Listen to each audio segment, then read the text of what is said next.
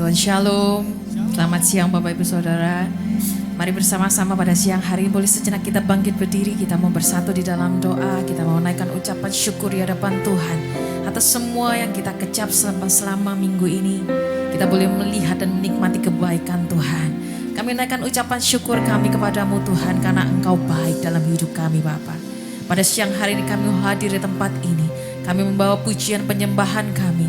Kami membawa hidup kami Tuhan. Untuk kami boleh memuji, meninggikan Engkau sebagai satu-satunya Tuhan kami. Satu-satunya juru selamat kami. Satu-satunya sumber pengharapan kami Tuhan. Kami mengucap syukur sepanjang ibadah ini dari awal hingga akhir. Kami mau tinggikan, kami mau naikkan ucapan kami hanya bagi nama-Mu di dalam nama Yesus Kristus. Haleluya. Amin. Silakan duduk Bapak Ibu Saudara.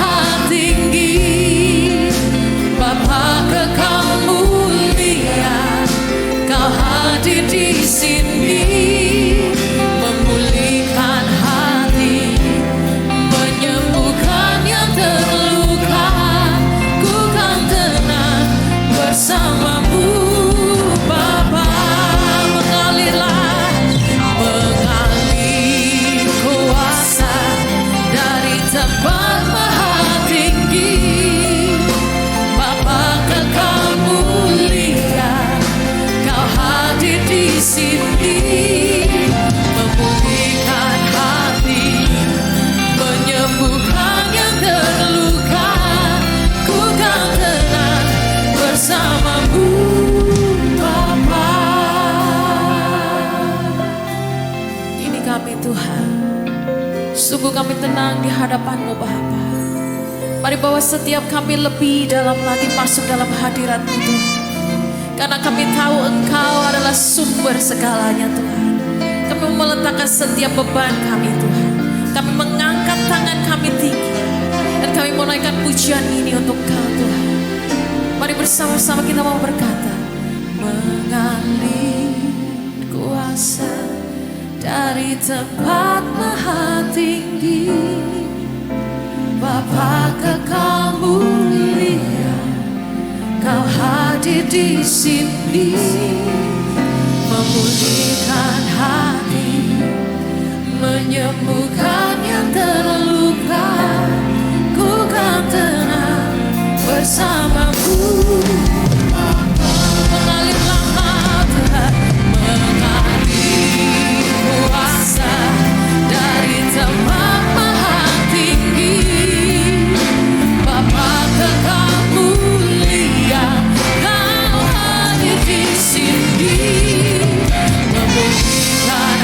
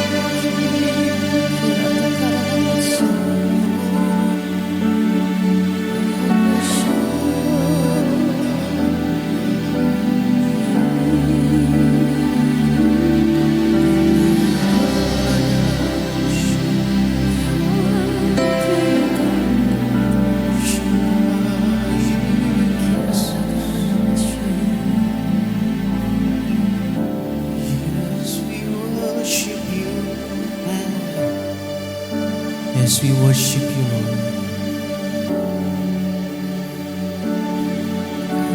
Come to your presence, Lord. Kami datang di dalam hadirat-Mu ya Tuhan. Pagi hari ini, kami percaya setiap kami yang pagi hari ini, mungkin saat ini kami sedang goyah. Saat ini mungkin kami sedang lemah. Kami percaya Tuhan sanggup menguatkan kami. Kami yang sakit Tuhan sembuhkan di dalam nama Tuhan Yesus. Kuasa-Mu nyata Tuhan. Kami percaya. Kami hanya punya modal percaya Tuhan. Kami hanya bisa berlutut dengan air mata. Kami percaya Tuhan sanggup memulihkan. Tuhan sanggup memberikan jalan keluar. Tuhan sanggup menguatkan kami. Yang buta dicelikan. Yang tuli mendengar dalam nama Tuhan Yesus. Yang percaya berikan tepuk tangan sorak-sorai. Haleluya. Haleluya. Oh, glory.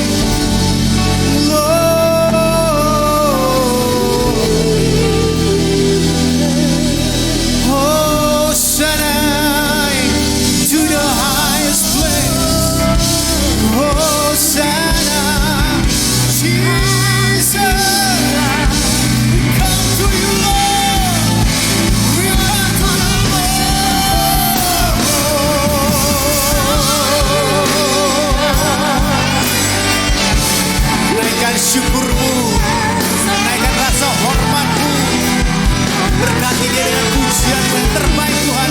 Kami bawa korban syukur terbaik hanya bagi hormat, kemuliaan, keagungan Yesus Kristus. Haleluya.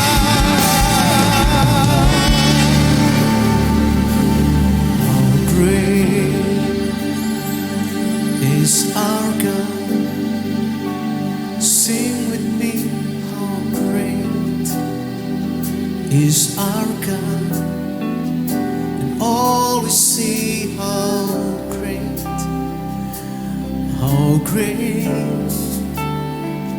is our God. Everybody say how great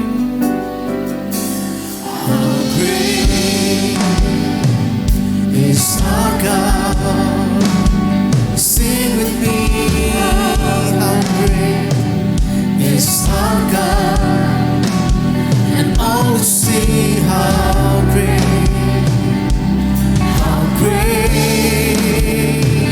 is our God. Sing with me, how great is our God. Sing with me, how great is our God. Worship you and all will see how great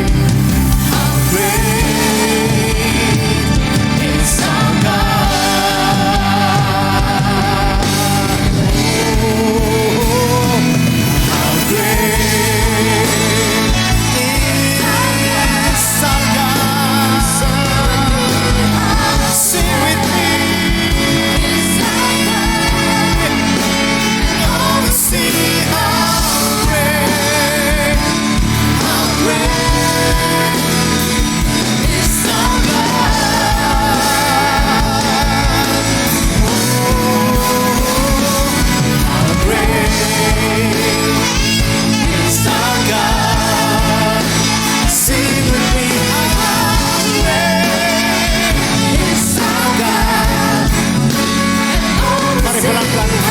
Berdiri.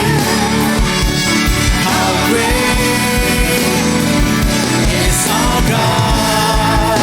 Mari lambaikan tangan saudara, katakan how great is our God. How great is our God. Sing with me. Sing with me. How great is our God. Oh, see how great is our God. Once again, how great is our God, Lord. How great. Lambaikan tanganmu di hadapan Tuhan. Wave your hands. Sing with me, how great is our God.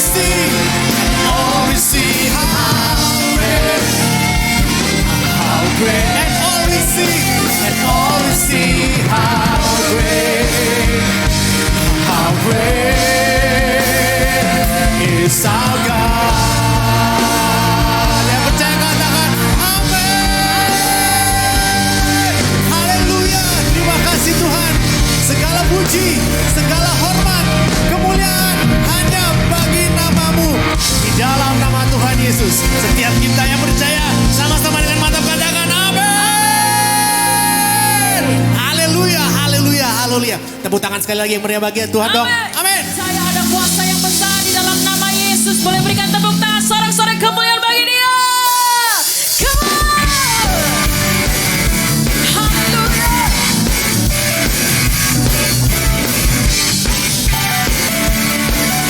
Mari yang percaya bersama-sama angkat suara. Namanya Tuhanku, menara yang teguh, kota benteng perlindunganku, Allah yang perkasa, Dia Bapa yang kekal, Gunung batu keselamatanku. Yang percaya katakan, Engkau yang termulia di bumi di surga, termasyur perkasa selamanya. Engkau yang berkuasa di dalam segala, ada kuasa dalam nama Yesusku. Sorak-sorai bagi Tuhan.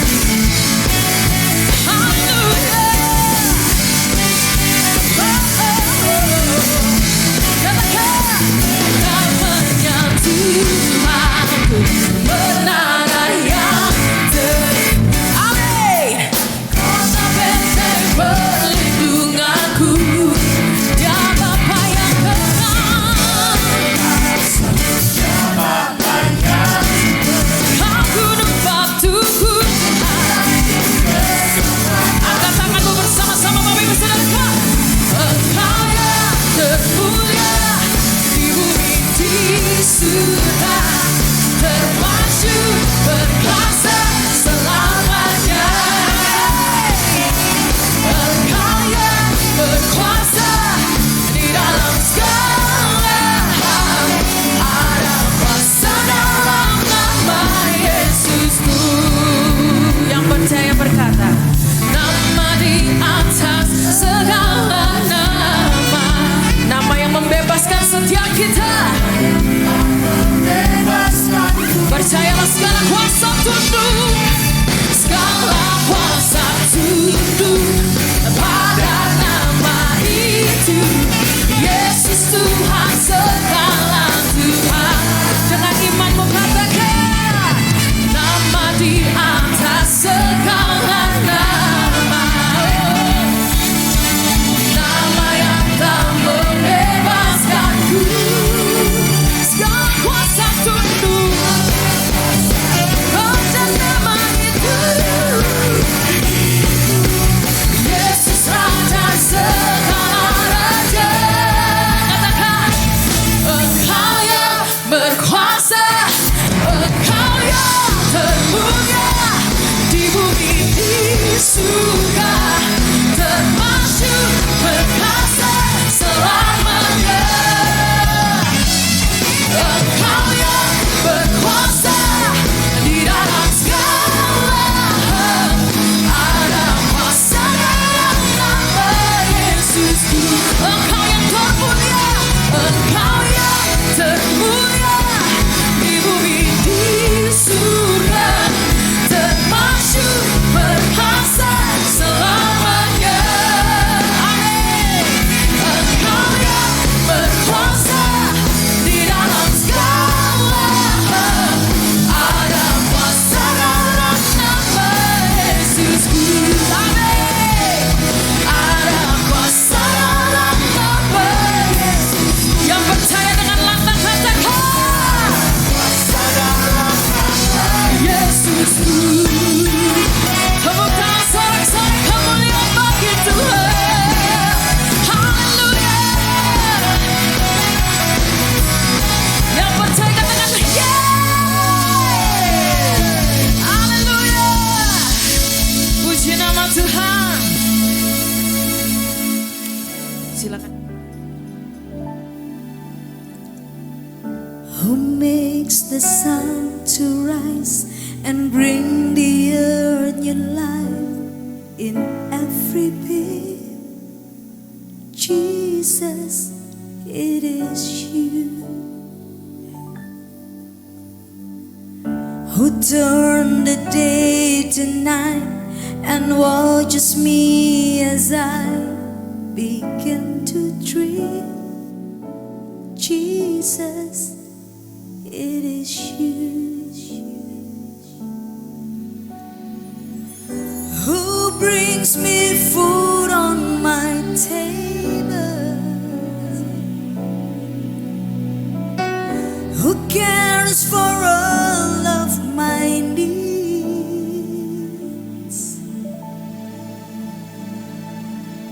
who walked the road with me, has grown with me through all that I have been.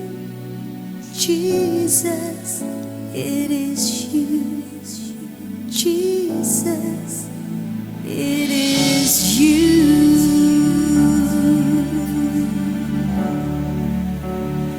I lift my hands,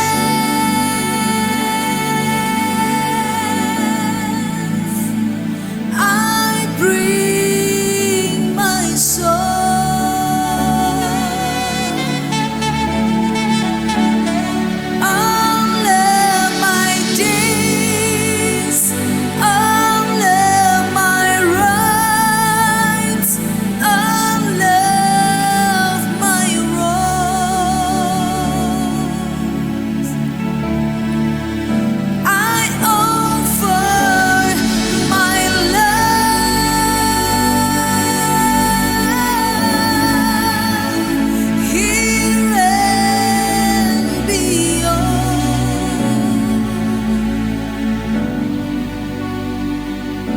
To the one thing's true, Jesus, it is you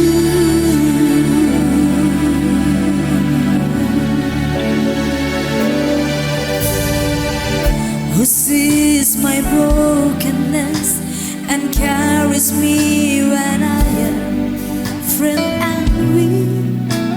Jesus, it is you who tells the storm to rest when I am overwhelmed and cannot speak. Jesus, it is you who wears my guilt on his shoulder,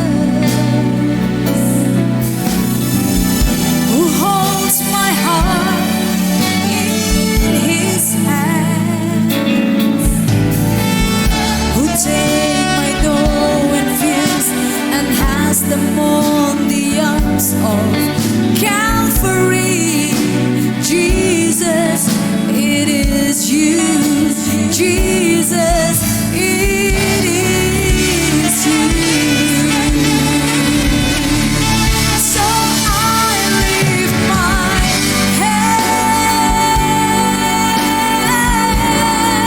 hands, I bring my soul,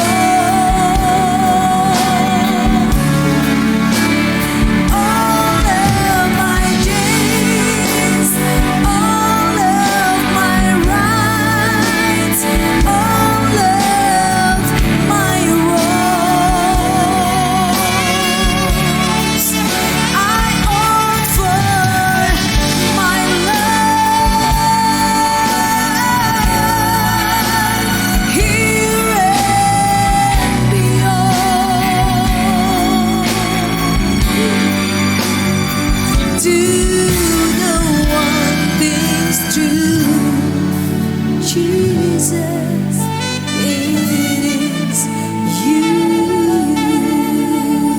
Kita nyanyi sama-sama Bapak Ibu. So I lift my hands dengan segenap hati. I bring my soul,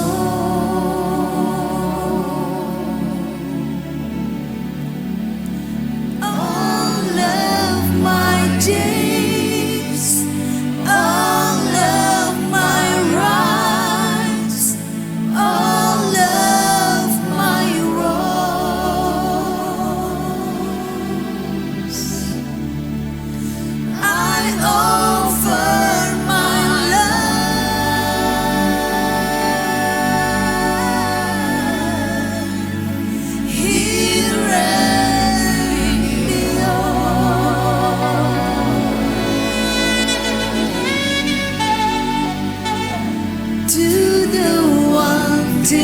things true. Jesus, it is you.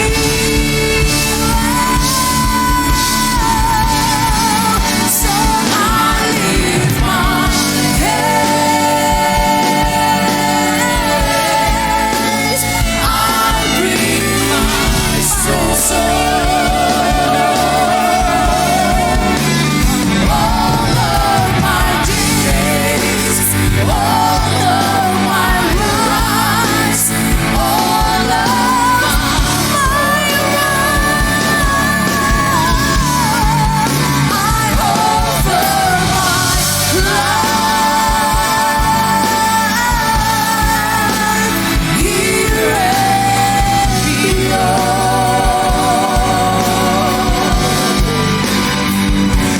To the one thing's true, Jesus, it is you.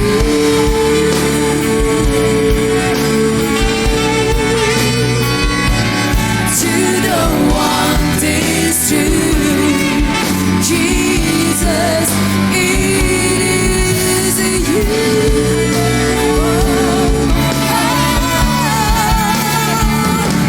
To the one thing's true, Jesus, it is you. Mari kita tunduk kepala, kita mau berdoa. Bapa kami yang ada di dalam surga, Bapa yang baik, yang kami kenal di dalam nama Tuhan Yesus Kristus. Sungguh kami mengucap syukur kepada Tuhan. Jikalau hari ini Tuhan kami boleh ada di tengah-tengah umat-Mu. Supaya setiap kami ini Tuhan boleh dikuatkan, boleh dibekali. Supaya setiap kami, iman kami boleh bertumbuh. Di dalam nama Tuhan Yesus, biar yang sakit Tuhan sembuhkan.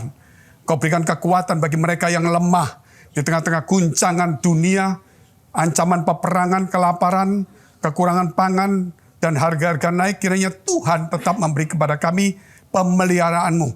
Di dalam nama Tuhan Yesus, kami sudah mengucap syukur dan berdoa. Haleluya. Amin. Shalom saudara, silakan duduk, puji Tuhan. Kalau kita melihat situasi sekarang ini, semua mendadak sepertinya naik. Persoalan satu belum selesai, muncul persoalan yang lain. Persoalan lain belum selesai, muncul lagi persoalan lain. Saudara lihat ini, dari kejadian perang dagang sampai sekarang perang sesungguhnya. Itu melewati fase demi fase. Tetapi ini menunjukkan bahwa dunia ini sudah di akhir. Sudah mendekati akhir, saudara.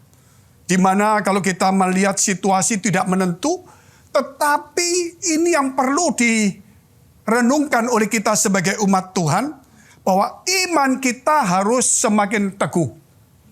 Iman kita tidak boleh tergantung dengan dunia.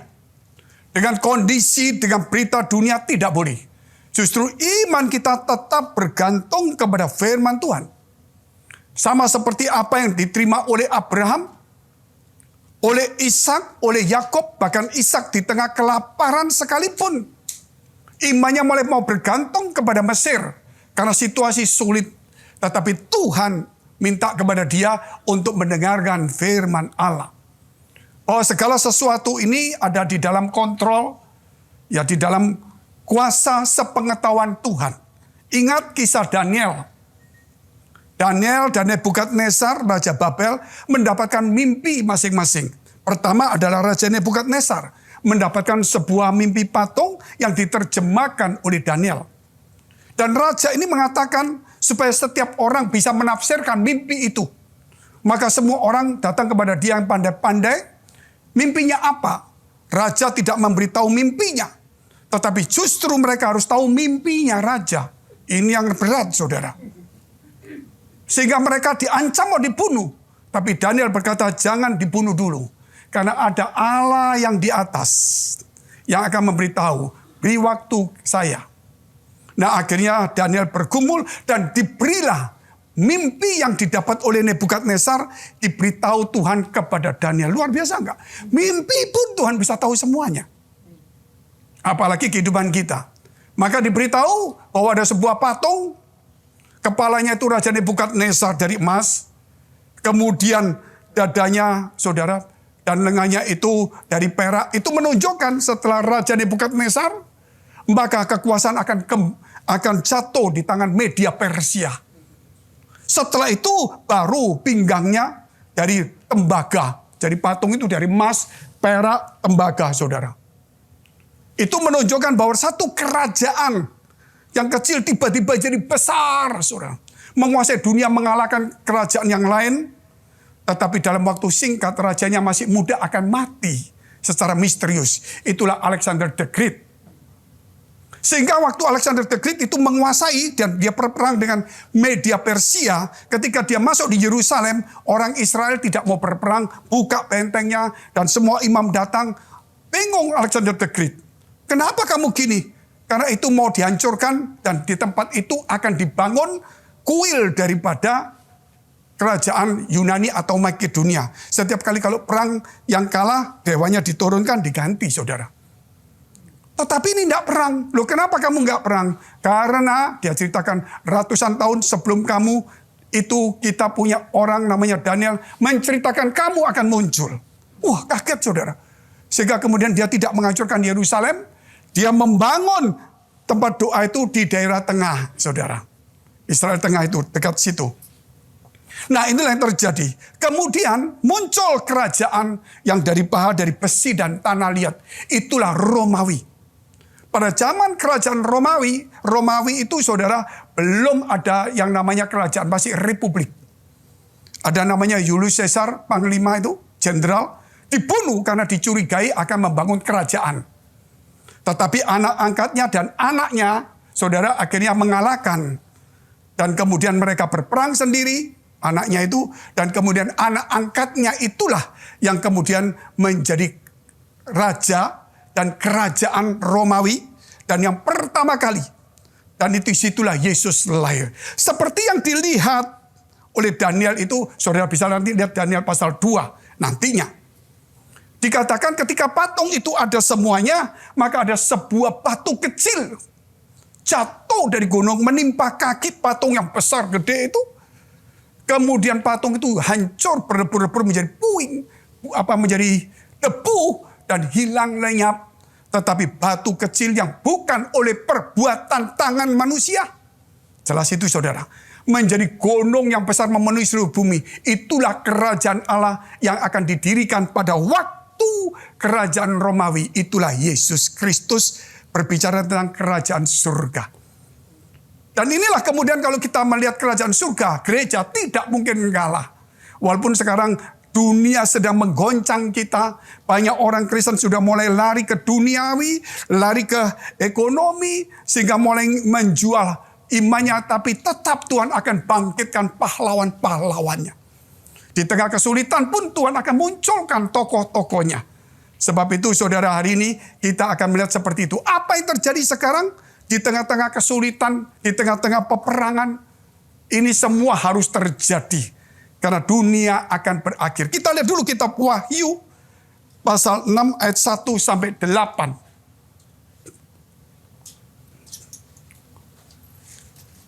Maka aku melihat anak domba itu membuka yang pertama dari ketujuh meterai itu. Jadi ada 7 meterai, meterai pertama yang dibuka. Dan isinya ya sebagai berikut. Dan aku mendengar yang pertama dari keempat makhluk itu berkata dengan suara bagaikan bunyi guru. 4 makhluk itu adalah, saudara, yang mengelilingi takhta Tuhan. Yaitu yang satu berkepala manusia, yang satu berkepala singa, raja wali, dan lembu. Ada 4, tetapi mereka punya sayap masing-masing 6, semua punya mata, dan yang menjaga. Dan mereka menjadi satu, yang menjaga takhta Allah itu. Itulah makhluk itu. Matanya penuh dan selalu, saudara, dia menjaga takhta Allah. Itulah gambaran takhta Allah dijaga oleh mereka. 4 itu menunjukkan tentang 4 Injil itu ketika Yesus turun ke dunia. Nah, ini ceritanya, saudara, supaya saudara mengerti kisah-kisah ini. Terus. Dan aku melihat sesungguhnya ada seekor kuda putih. Dan orang yang menungganginya memegang sebuah panah. Dan kepadanya dikaruniakan sebuah mahkota. Diberi. Lalu ia maju sebagai pemenang untuk merebut kemenangan. Saudara, untuk merebut kemenangan, ini ada dua pandangan. Yang satu berkata bahwa itulah umat Tuhan, yang satu berkata itulah antikris. Diberi wewenang untuk menang melawan, untuk merebut kemenangan orang percaya ini. Saudara, ini akan kalau boleh dikatakan bahwa ini namanya ajaran sesat. Sehingga sekarang saudara, ajaran bidat, apalagi media ini sudah mulai saudara, begitu banyak sekali berita-berita, nubuatan dan sebagainya. Orang tanya kepada saya, Pak, pendeta itu nubuatan bagaimana? Saya tidak mau dengar, saya tidak tahu, ambil yang bagus dan ujilah. Saudara, tidak usah terlalu dimasukkan dalam hati. Karena semua orang pada ngomong, enggak. Betul juga ada yang benar, ada yang perkiraan, ada prediksi, ada yang membaca, ada ramalan, kita nggak tahu. Pokoknya kalau saudara lihat situasi begitu memburuk, ada orang terus bernubuat akan terjadi ini, berarti itu saudara bisa menjadi karangan. Karena dia sudah melihat situasinya. Jikalau situasi tidak ada ketika damai semuanya, tiba-tiba ada berkata sesuatu terjadi dan terjadi, itulah dari Tuhan. Dan sekarang banyak orang merekayasa. Kita lihat terus. Dan ketika anak domba itu membuka materai yang kedua, dan aku mendengar makhluk yang kedua berkata, mari. Dan majulah seekor kuda lain, seekor kuda merah padam, dan orang yang menungganginya dikaruniakan kuasa untuk mengambil damai sejahtera dari di atas bumi. Sehingga mereka saling membunuh dan kepadanya dikaruniakan sebilah pedang yang besar. Ini bicara saudara tentang hal-hal yang tidak baik. Ini bayangkan saudara, ini diberi kuasa untuk mengambil damai. Tuhan memberikan damai. Ini diberi kuasa untuk mengambil damai. Makanya damai dalam hati kita, dalam rumah tangga, dalam gereja tidak boleh hilang. Kalau hilang pasti kita berkelahi. Ini terjadi damai sejahtera tidak ada di bumi. Sehingga mulai orang-orang pada curiga pada perang-perang semuanya. Terus. Dan ketika anak domba itu membuka materai yang ketiga, aku mendengar makhluk yang ketiga berkata, mari. Dan aku melihat sesungguhnya ada seekor kuda hitam. Dan orang yang menungganginya memegang sebuah timbangan di tangannya. Dan aku mendengar seperti ada suara di tengah-tengah keempat makhluk itu. Berkata, berarti itu anak domba, itu Yesus Kristus. Secupak gandum sedinar dan 3 cupak jelai sedinar. Tetapi janganlah rusakkan minyak dan anggur itu. Dan ketika anak domba itu membuka materai yang keempat, aku mendengar suara makhluk yang keempat berkata, mari. Dan aku melihat sesungguhnya ada seekor kuda hijau kuning dan orang yang menungganginya. Bernama Maut dan kerajaan maut mengikutinya. Berarti ada kematian, bencana. Dan kepada mereka diberikan kuasa. Berarti mereka tidak punya kuasa, diberi sama Tuhan, diizinkan. Untuk atas 1/4 bumi untuk membunuh dengan pedang dan dengan kelaparan dan dengan sampar. Ada 4. Perang, ya.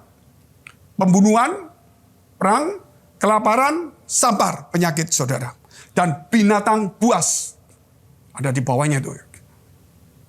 Ya ada tambahan binatang buas. Jadi ada kerusuhan. Perang, saudara. Namanya kemudian kelaparan, penyakit, sampar seperti virus. Kemudian juga dikatakan kerusuhan. Nah dikatakan saudara, yaitu secupak gandum dan sebagainya, itu menunjukkan apa? Akan terjadi kelaparan. Kalau harga makanan naik, itu kita bisa beli. Yang miskin mungkin susah. Tetapi kalau makanan itu sedikit, yang membutuhkan banyak, itulah kelaparan. Saya mau ajak saudara untuk merenungkan, yang menguasai gandum di dunia ini, Rusia 40%. Sekarang Rusia memblokir gandum untuk seluruh dunia. Dan yang menguasai pupuk itu Rusia. Dia akan memblokir semua pupuk di dunia. Gas, dia ada 16% seluruh dunia. Minyak, dia 16% sampai 20%. Ya, dia nomor 3.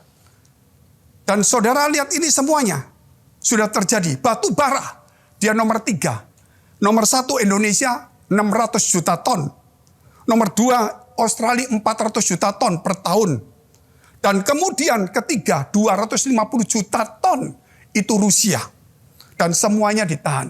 Uranium itu yang fosfat, terus logam, baja yang menguasai adalah Rusia.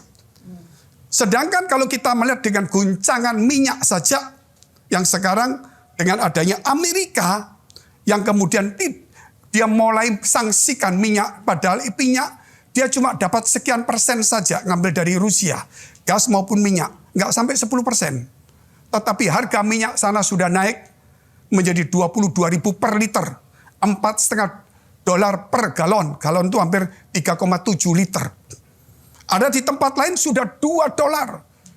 Di Eropa 2 euro sudah naik. Kemarin Perancis sudah demo karena harga sudah mahal semuanya. Bahkan saudara melihat sekarang ini orang mengeluarkan uang $500 satu bulan hanya untuk bensin, minyak. Sehingga sekarang saudara tahu inflasi yang terjadi di Amerika 7,5 itu sudah bahaya. Ditambah lagi pengangguran, ditambah lagi sekarang saudara, jadi itu akan terjadi resesi. Ketika inflasi harga naik semuanya, mereka tidak bisa beli baju, mereka cuma mengumpulkan beli minyak sama makanan. Makanan tambah mahal semuanya, saudara. Kalau saudara lihat pupuk ditahan, apa yang terjadi? Makanan sulit, tanaman sulit, saudara. Ini saudara melihat, pupuk itu datang dari mana? Cara kerjanya dari gas. Gas ditahan, gas naik. Sehingga pupuk Iskandar Muda yang ada di Aceh, tutup perusahaannya. Nah kalau pupuk nggak ada, saudara, pertanian akan kurang. Ya kita kembali makannya ketela sama singkong. Di Indonesia saudara ngambil ikan-ikan. Tapi ikan yang ternak-ternak nggak bisa. Karena itu dia dari makanan ternak. Ada juga dari kedelai, ada dari lain. Semua itu dari pertanian. Pertanian dari pupuk. Pupuk dari campuran gas. Nggak mampu saudara. Oh kalau gitu sawit bagus. Minyak Indonesia penghasil sawit nomor 1. Tetapi sekarang harga minyak goreng naik saudara. Cuma minyak urapan masih tetap aman. Saudara. Tidak perlu beli, saudara. Didoakan beres semuanya. Sudah naik. Kenapa, saudara? Sawit itu juga butuh pupuk. Jadi ini muter, semuanya muter. Dimulai dari perang. Perang apa, saudara? Kalau kita lihat perang dagang. Perang dagang muncul perang media. Dan IT. Huawei diblokir semua ini macam-macam. Semikonduktor, chip cuma blokir. Kemudian terjadi perang apa, saudara? Setelah perang itu, virus muncul. Betul nggak saudara? Nah virus muncul, perang sungguh datang sekarang. Itu rentetannya. Kalau sudah sulit negara jadi perang itu. Nah sekarang perangnya ini sesungguhnya muncul. Sekarang perang apa lagi? Perang komoditi. Gas, minyak, uranium. Itu Amerika menggunakan saudara tenaga listrik dari nuklir. Dia membutuhkan kurang lebih sekitar hampir 20% lebih uranium dari Rusia. Dan tidak bisa dicukupi. Sehingga akan datang itu akan mati hidup. Sehingga sekarang dunia barat yang sekarang ini, saudara, yang menutup batu bara, sekarang memikirkan untuk batu bara. Amerika yang mensangsikan minyak, sekarang dia pergi ke Arab Saudi sama ke Emirat Arab. Untuk apa saudara? Butuh minyak. Tapi mereka tidak kasih.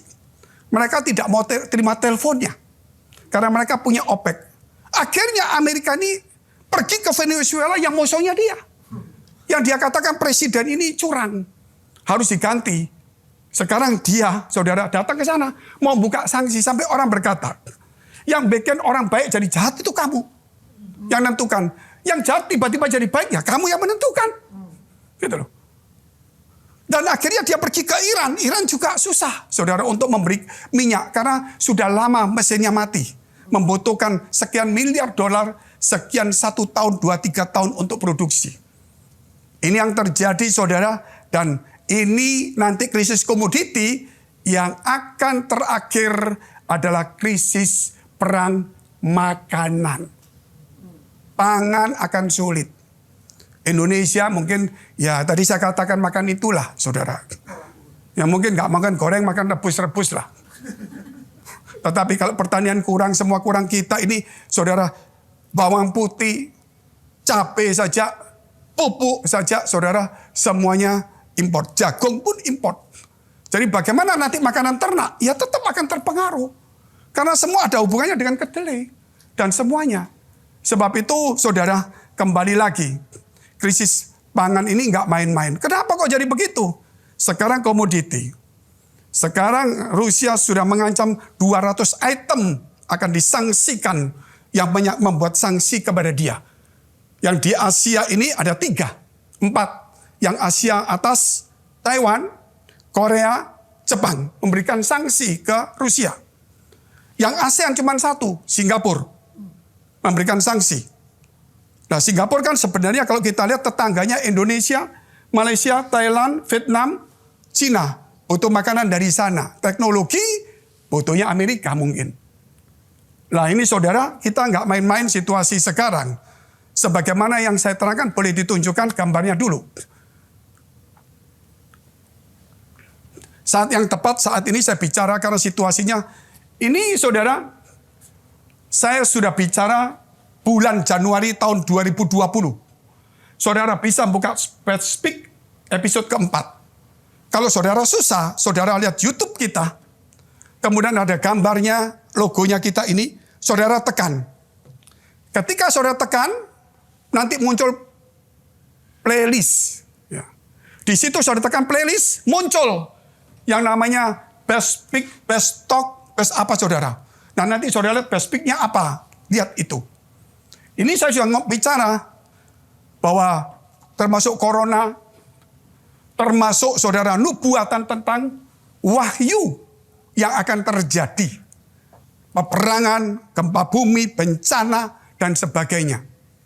Kelaparan, saya sudah katakan di situ. Itu belum ada apa-apa. Itu baru Wuhan masih hangat-hangat, belum parah. Baru bulan Januari.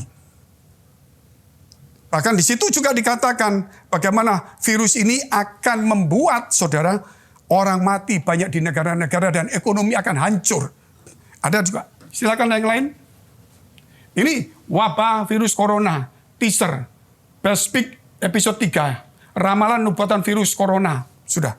Dan itu juga bicara wahyu peperangan. Saudara bisa nanti lihat pelan-pelan. Terus, Kamis tanggal 26 Maret 2020. Ini kita masih belum di lockdown di Indonesia. Mengutamakan di tengah kesulitan. Saudara nanti lihat ini, best live ini, ya, best live ini. Saudara lihat best live ini, nanti menit ke-37 sampai 42. Tekan saudara ceritanya, saya tidak mau di depan. Karena kalau di depan saya mengatakan umpama nubuatan, nanti saya ditangkap oleh pemerintah dibikin kekacauan.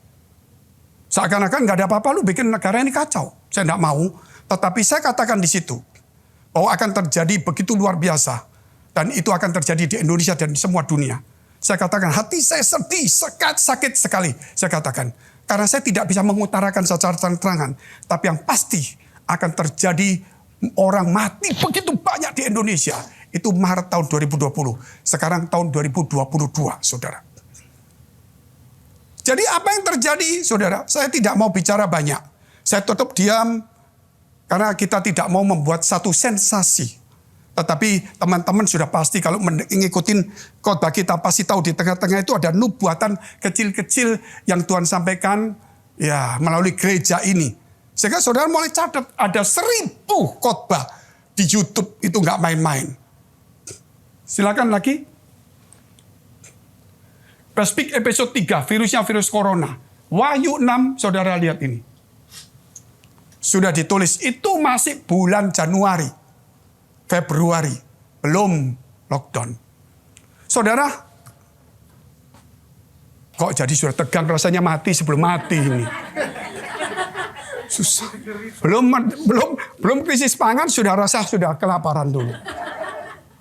Belum komoditi sudah berat dulu. Nah ini nanti yang Rusia akan mensangsi ya untuk negara yang sanksi dia. Termasuk pupuk, makanan, gandum, dan negara Tiongkok paling aman. Kenapa? Karena dia yang dapat keuntungan banyak. Karena Rusia tergantung dia, aliran gas, minyak bumi, batu bara, gandum semua, itu sudah ada jalurnya. Nah ini yang berbahaya.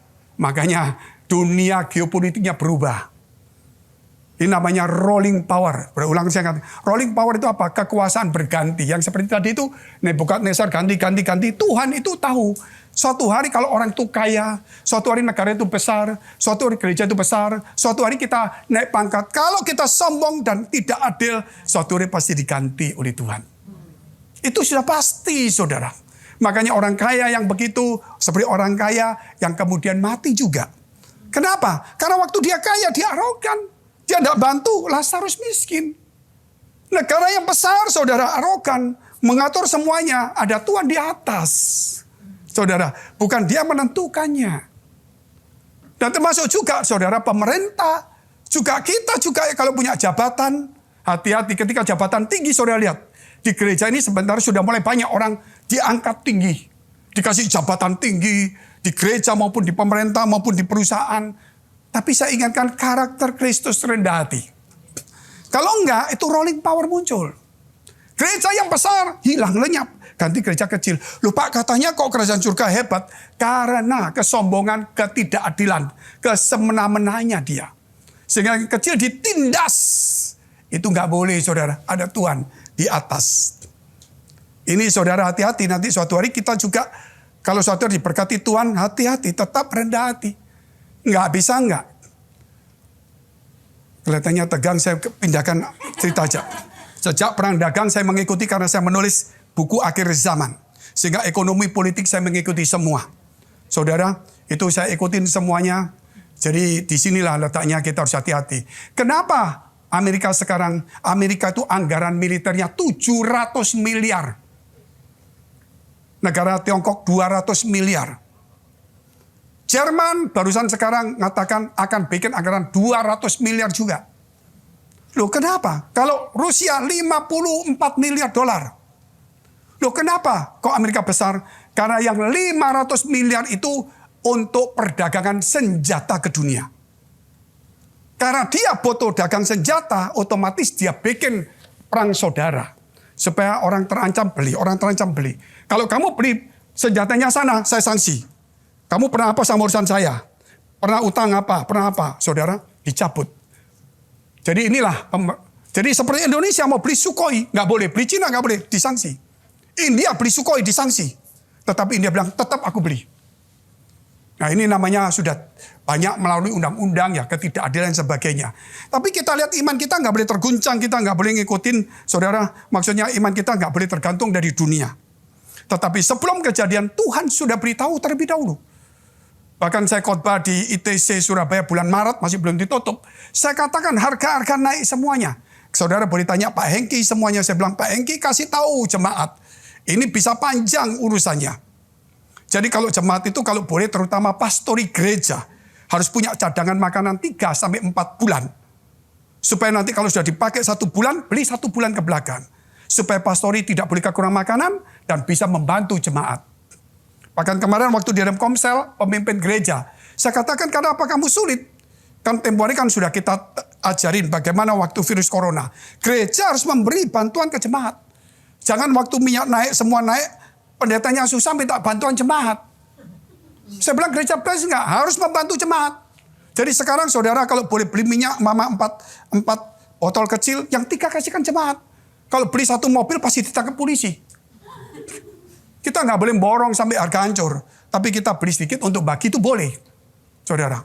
Makanya apa? Termasuk saudara lihat itu yang berupa gandum, semua akan ya kalau harga mahal bisa dibeli Pak. Kalau kekurangan tuh bagaimana belinya? Saya bisa. Beras mau berapa? Mau 100 ribu. Beli, kita beli beras Jepang kadang-kadang 100 ribu loh. Betul kan? Yang di Indonesia. Beras biasa saya belinya berapa? 100 ribu itu cuman berapa kilo, nggak sampai banyak. Padahal saya beli yang 5 kilo itu berapa, nggak sampai 100 ribu. Nah kalau mau 100 ribu, kita masih bisa. Tapi apakah ada barang nantinya? Jepang foto pupuk. Nggak main-main, semua ini. Makanya ancaman Rusia ini berat saudara. Dia bukan bicara soal lain. sanksi uang, tapi dia bicara kebutuhan hidup masyarakat. Ini yang berat. Sehingga saudara kalau lihat Rusia makanan, bensin, dia tetap rendah. Kecuali barang import yang mahal. Kita dari import sampai lokal, mahal semuanya. Mahal semuanya. Kita lihat langsung saudara, poin pertama. Ini sedikit saudara saya kasih pandangan. Yaitu iman yang teguh dan murni. Ibrani 10 ayat 21 sampai dengan 25. Jadi harus ada kemurnian di gereja, ada iman yang teguh. Kenapa saya ceritakan seperti ini? Karena di gereja kita banyak orang-orang yang mulai pandai. Kalau gereja kita bicaranya tanpa ada data, dianggap gereja kita ini kayak gereja yang lain, ngasal ngomong aja, nggak ngerti kondisi dunia. Mungkin saudara kalau dengar saya kok banyak kata-kata, itu saudara tangkap aja kurang lebih. Gitu loh. Karena itu saya berdasarkan data yang ada. Saudara bisa cek sampai hari ini datanya sama apa yang saya omongkan. Dan kita mempunyai seorang imam besar sebagai kepala rumah Allah, Yesus Kristus, di tempat ini. Karena itu marilah kita menghadap Allah dengan hati yang tulus. Tidak boleh bengkok, tidak boleh ada yang namanya politik. Dan keyakinan iman yang teguh, tidak goncang oleh goncangan berita dunia. Saudara. Oleh karena hati kita telah dibersihkan dari hati nurani yang jahat, tidak boleh ada kejahatan. Dan tubuh kita telah dibasuh dengan air yang murni. Jadi kemurnian hati. Kalau saudara melihat gereja sampai hari ini, kemarin pun saya masih orderkan bantuan kepada para full timer, kepada pendeta yang gak punya uang, kepada pendeta yang kita kenal, bahkan kepada pendeta yang sudah keluar dari gereja kita, yang jelekan kita kasih uang juga. Luar biasa gak? Bahkan ada yang mungkin mereka sakit, saudara yang sudah mungkin keluar, kita kasih duit juga. Gereja kita lebih duit? Enggak. Kok bisa memberi? Kelebihan iman. Banyak orang gerejanya punya uang banyak, tapi imannya kurang. Makanya dia merasa miskin. Hati-hati saudara, terus kita lihat. Marilah kita teguh berpegang pada pengakuan tentang pengharapan kita. Sebab ia yang menjanjikannya setia. Dan marilah kita saling memperhatikan supaya kita saling mendorong dalam kasih dan dalam pekerjaan baik. Pekerjaan baik ya, kasih, jangan lupa ini semuanya. Janganlah kita menjauhkan diri dari pertemuan ibadah itu. Jangan jahat, tetap baik, harus murni. Saudara jangan politik, saudara harus murni, teguh. Dan dikatakan jangan menjauhi ibadah. Ya kena corona. Nggak bisa Pak di gereja. Tapi ngopi bisa berjam-jam. Bingung saudara. Saya tidak memaksa dia takut, saya tahu takut. Loh Pak, ini kalau saya harus kerja Pak di bank. Nggak bisa nggak ngadepin orang. Berapa gajinya? Terus Tuhan memberi kamu hidup bagaimana?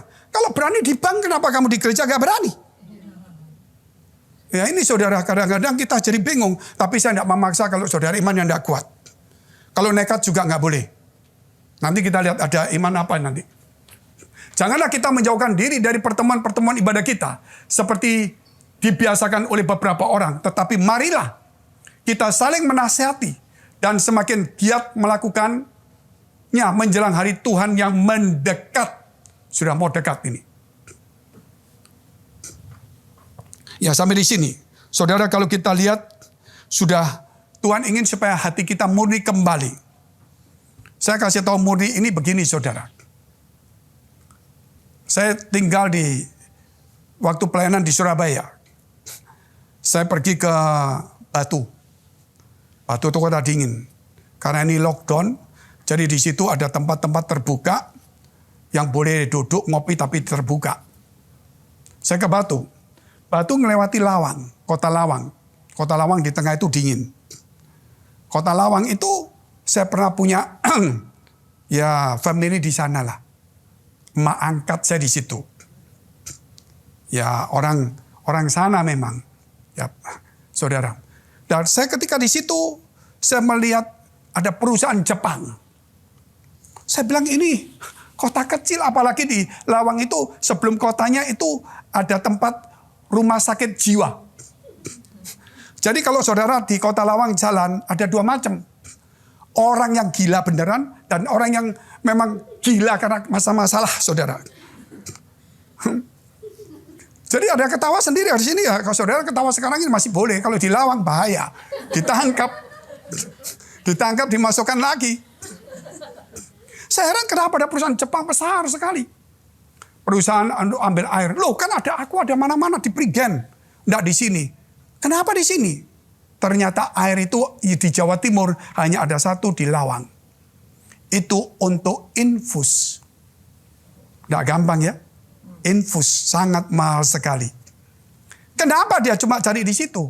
Dari seluruh Jawa Timur hanya ada satu. Karena itu yang paling murni.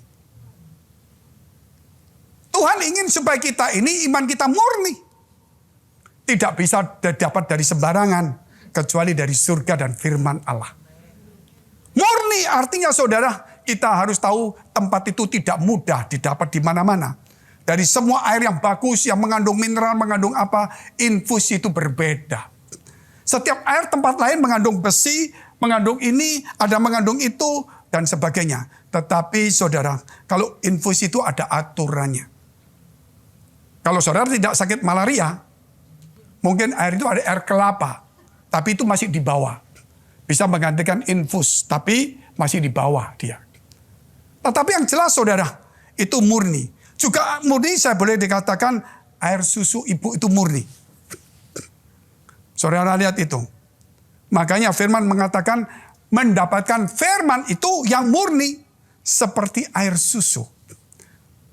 Bukan yang bubuk. Bubuk itu udah sapi. Makanya saudara sekarang ini karena kita mulai kecil minum susu sapi.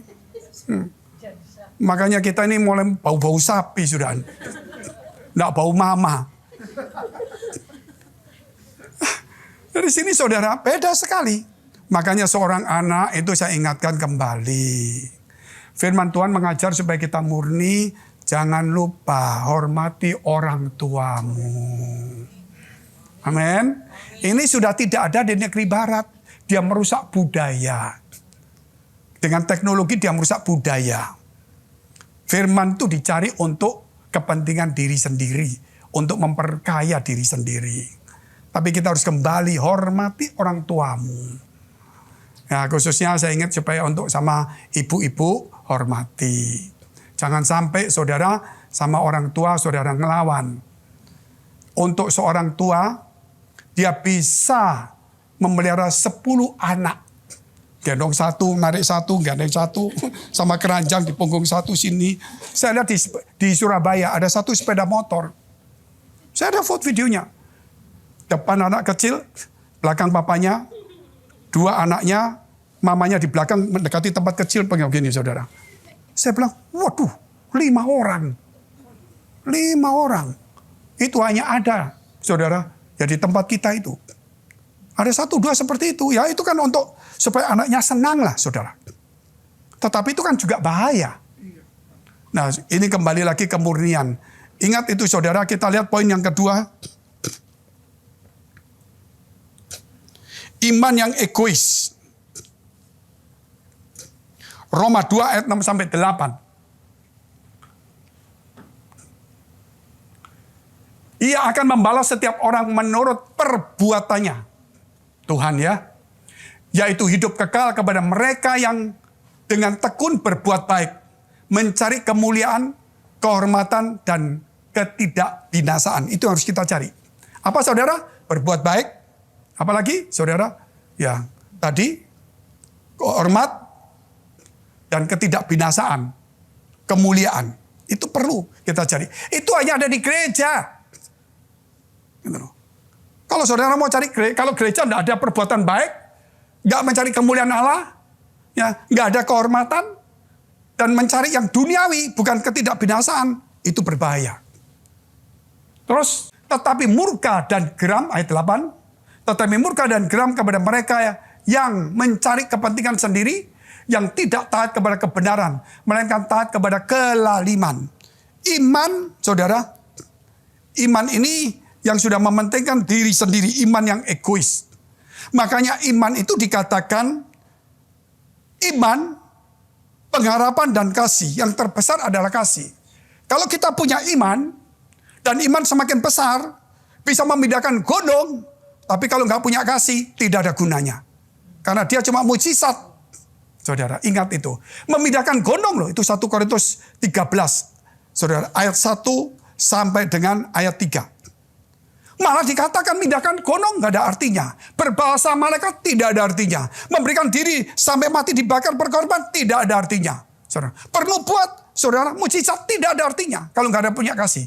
Tetapi yang punya arti, saudara, sopan. Heran kan? Saya pindahkan gunung. Jangankan gunung. Saya pindahkan sesuatu, waduh. Virus dari sini saya pindahkan mungkin ke tempat lain. Wah, dunia begini. Tapi kalau nggak sopan, nggak bagus. Aneh ya?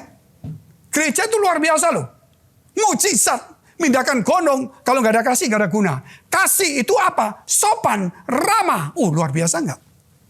Makanya kesopanan, kasih, saudara, itu melebihi daripada mujizat. Banyak gereja sekarang punya mujizat, sombongnya luar biasa, nggak sopan, betul nggak saudara? Dia berarti jauh sekali. Saudara pelajari firman, bukan berarti kita anti mujizat, ada mujizat. Tapi kalau saudara tidak bisa buat mujizat, saudara di atas mujizat. Kalau saudara sopan, hormati orang tua, saudara mulai belajar hidup yang baik, tertib, ya tidak sombong, luar biasa enggak itu? Itu saudara bisa baca 1 Korintus 13 ayat 4 sampai dengan ayat yang ke-7. Dan kalau saudara lihat nanti itu lain. Kenapa saya katakan iman itu egois? Kalau tidak ada kasih, iman menjadi egois. Itu jelas itu. Banyak orang sekarang imannya egois. Egois apa saudara? Dia mencari ketenaran di gereja. Dia mencari nama, popularitas di tempat-tempat lain. Dia tidak mencari kerukunan. Dia tidak mencari perdamaian di gereja. Dia tidak mencari persatuan di gereja. Dia tidak mencari, saudara, orang mencari Tuhan. Supaya orang mencari dirinya sendiri, termasuk saya pendeta juga bisa seperti itu. Makanya saudara, hal ini harus kita hati-hati semua. Orang mencari kemuliaan, mencari semuanya, itu sangat berbahaya. Makanya gereja ini harus hati-hati. Jangan sampai kita ini mencuri kemuliaan Allah. Mencari kemuliaan, mencari pujian, mencari apalagi saudara, popularitas. Itu berbahaya sekali. Berbahaya. Kenapa? Saudara, kita tidak bisa menjadi berkat bagi banyak orang. Marilah saudara kita tinggalkan hal itu. Kita mau ingin dipuji Tuhan, bukan ingin dipuji manusia. Kalau kita melihat gereja, kenapa dalam situasi sulit ini saudara, kita ini mau menjadi berkat saja bagi banyak orang. Kenapa saudara? Karena kita tahu, kalau gereja ini egois berbahaya. Gereja ini kita bukan besar. Tetapi kita masih membantu bantuan ada BBC, because best care. Kita masih bantu gereja, gempa bumi, bencana alam. Walaupun kita bukan yang terbesar. Gunung Kelut, Gunung Semeru, ya. Waktu kemarin saya pergi sana sampai saya masak juga di situ. Saya gerakan semuanya. Di NTT, di mana? Itu bukan gereja kita bantu. Atap yang hilang, genteng kita belikan genteng. Kenapa saudara? Kita nggak mau memikirkan diri sendiri terlalu banyak. Jemaat harus belajar menjadi berkat, bukan mengejar berkat. Itu penting sekali. Kalau kita menjadi berkat, berarti ada Tuhan dalam hidup kita. Itu saudara harus pegang. Kalau tidak, berbahaya sekali. Kita lihat yang ketiga, yang terakhir. Iman yang kosong. Kolose 2 ayat 7 sampai dengan Kolose pasal 2 ayat 7 ya. Hendaklah kamu berakar di dalam Dia dan dibangun di atas Dia. Hendaklah kamu bertambah teguh dalam iman yang telah diajarkan kepadamu. Dan hendaklah hatimu melimpah dengan syukur. Ini saudara harus tahu, teguh, ya bertambah teguh, dibangun di atas Tuhan. Diajarkan. Ini saudara baca nanti di rumah. Terus kita lihat selanjutnya. 2 Tesalonika 1 ayat 3. Kami wajib selalu mengucap syukur kepada Allah karena kamu, saudara-saudara, dan memang patutlah demikian. Karena imanmu makin bertambah. Kalau iman kosong berbahaya, harus bertambah. Dan kasihmu seorang akan yang lain makin kuat di antara kamu. Kasih itu gak usah ngomong, mendoakan pasti. Tapi situasi sulit ini kita harus saling menolong, menopang semuanya. Jangan egois. Ya, saudara, saya katakan sama teman-teman. Kalau kamu berat, apalagi pelayan-pelayan Tuhan yang ada di Indonesia bilang, kamu susah, beli minyak mahal, coba cari distributornya. Coba kamu cari 10, harga mahal. Ya kamu beli 4, kasih 3 yang lain. Gitu. Mungkin jemaat imannya tidak sekuat kamu. Terus kamu gak usah makan, Pak nanti saya bagaimana? Mereka ada yang ngomong begini, ya kita gak apa-apa, minyak kita kasihkan orang lain. Karena mungkin mereka jualan toh, ikan goreng. Dan kalau rumah kan tidak perlu harus ikan goreng. Ikan rebus bisa juga. Betul saudara, sayur rebus juga bisa. Yang jual kasihan. Gitu loh. Jadi bilang, ya sudah seperti itu. Idemu cukup bagus. Itu perlu sekali dipikirkan. Yang terakhir, saya ajak untuk semua bangkit berdiri, 2 Petrus pasal 1 ayat 5-8. Berdiri pun sudah rasanya sudah kena perang dagang ini. Sudah tidak ada kekuatan ini. Justru karena itu kamu harus dengan sungguh-sungguh berusaha untuk menambahkan kepada imanmu kebajikan. Dan kepada kebajikan pengetahuan iman harus ditambah. Kebajikan. Orang sudah ngomong, Pak, percaya Yesus sekali selamat tetap selamat. Tidak usah kebajikan. Iman pada Yesus. Loh, Yesus memberi kepada kamu iman supaya percaya Yesus. Betul. Tapi iman itu bukan Tuhan. Iman itu harus kembali kepada Yesus. Dan iman itu harus ditambah. Yaitu kebajikan. Pengetahuan. Terus. Dan kepada pengetahuan penguasaan diri karakter Kristus. Dan kepada penguasaan diri ketekunan. Sekarang butuh tekun. Dan kepada ketekunan kesalehan. Terus. Dan kepada kesalehan kasih akan saudara-saudara. Kasih tetap harus ada. Dan kasih akan saudara-saudara. Kasih akan semua orang. Terakhir. Kita baca bersama-sama 1, 2, 3. Sebab apabila semuanya itu ada padamu dengan berlimpah-limpah. Kamu akan dibuatnya menjadi giat. Dan berhasil dalam pengenalanmu akan Yesus Kristus Tuhan kita. Kalau nggak ada, kamu nggak kenal. Tuhan cuma kamu kasih iman supaya kamu percaya. Tapi kamu nggak kenal sepenuhnya. Kalau imanmu tidak ditambah. Jangan menjadi iman yang kosong. Mari kita tunduk kepala, kita berdoa. Terima kasih atas segala firman Tuhan kepada kami semua. Supaya setiap kami boleh dibangun kembali melalui ajaran Tuhan. Supaya gereja ada kemuliaan Tuhan. Gereja juga ada pengajaran. Dan gereja juga ada kehormatan Tuhan. Daripada Tuhan semuanya. Gereja mencari yang kekal, bukan yang binasa.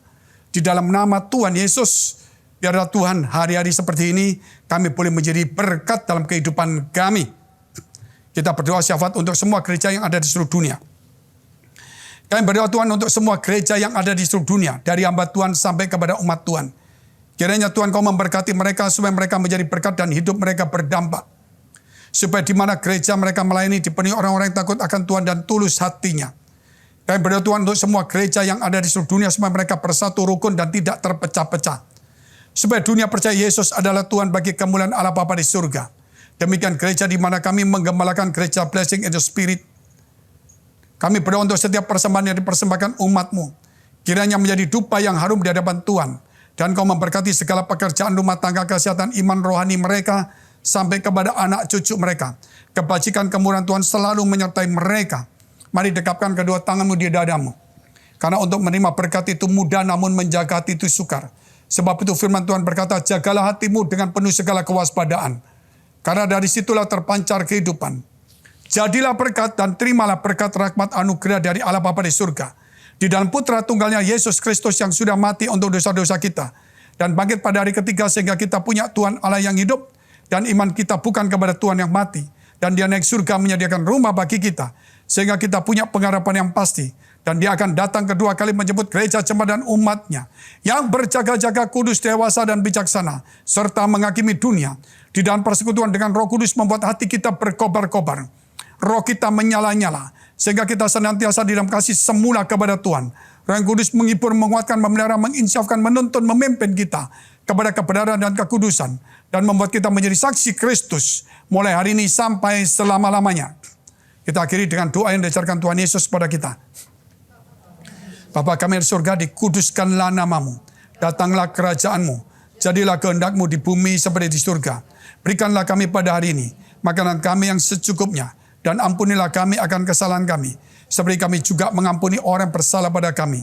Dan janganlah membawa kami ke dalam pencobaan, tetapi lepaskanlah kami daripada yang jahat, karena Engkau yang punya kerajaan dan kuasa dan kemuliaan sampai selama-lamanya. Amin. Silakan duduk, Tuhan Yesus memberkati.